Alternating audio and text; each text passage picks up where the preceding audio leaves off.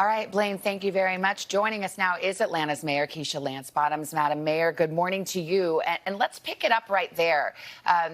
Governor Kemp is not against masks. He has gone around the state and suggested people wear them and worn one himself.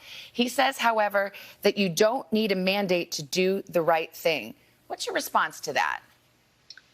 Well, good morning, and thank you for having me. The entire this filing of a lawsuit is simply bizarre, quite frankly.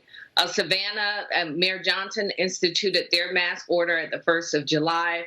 The governor's hometown of Athens, Georgia, instituted a mask order on the 8th of July.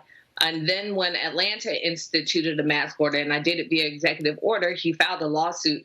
And in addition to filing this suit based on the mask mandate, he takes exception with some advisory business reopening recommendations that were made by the city. He is suing us personally, myself and the city council, because of those advisory recommendations. And I don't think it happenstance that this lawsuit came the day after Donald Trump visited Atlanta, and I pointed out that he was violating city law by not having on a mask at Atlanta's Hartsfield-Jackson International Airport.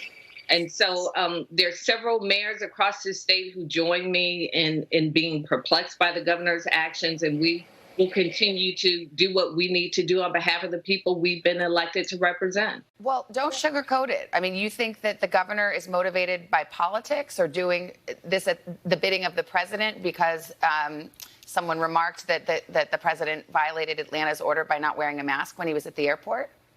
I absolutely do. I think that he is putting politics over people. And it's interesting, even when you look at the decision making of our governor, and I'll remind you, this is the same governor who didn't know until well into the pandemic that it could be spread by asymptomatic transmission. He didn't go to Emory for guidance. He didn't go to the CDC for guidance.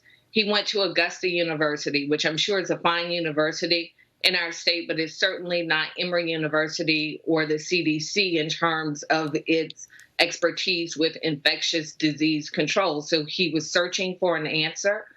He got it. And it's the same answer and the same playbook that we've seen come out of the White House. I should say we did ask Governor Kemp to be with us this morning. His office declined. Let me ask you this. You know, you yourself, Atlanta was late to the mask mandate. Savannah did it, I think, on July 1st. Other cities were earlier. So if it's important, how come it took so long?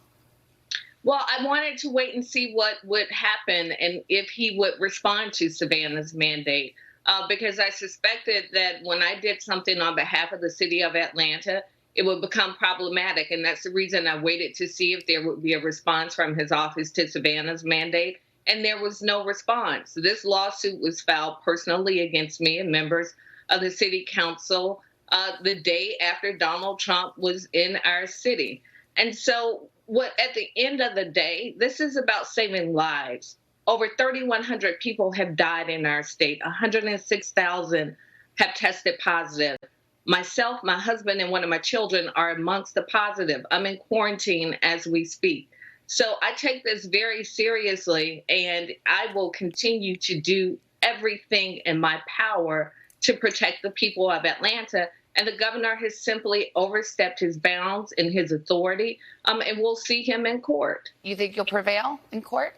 I absolutely think that I will prevail. And the people of Atlanta, by and large, support wearing masks. And what we are hearing from businesses across our city is that these inconsistent policies are putting, it's making it difficult for them to enforce mask mandates in their businesses. And so even with this advisory committee, Savannah, we have representatives from Fortune 500 companies. Delta Airlines, one of our largest employers in the state, supports wearing masks. And so the notion that we are somehow interfering with businesses or people's right to work is simply baseless and a waste of taxpayer money. What I wish the governor would do would be to expand testing and contact tracing so that we could get to the other side of this pandemic. I got to cut it off there for time. I do want to ask you real quickly how you're feeling and your husband and your son having been diagnosed with COVID-19 yourselves. we're feeling much better. Not quite 100% with my husband yet, but compared to how he was a few days ago, it's a miraculous turnaround. Well, thank you for being with us under the circumstances. Thank you very much, Atlanta's Mayor Keisha Lance Bottoms. Appreciate it.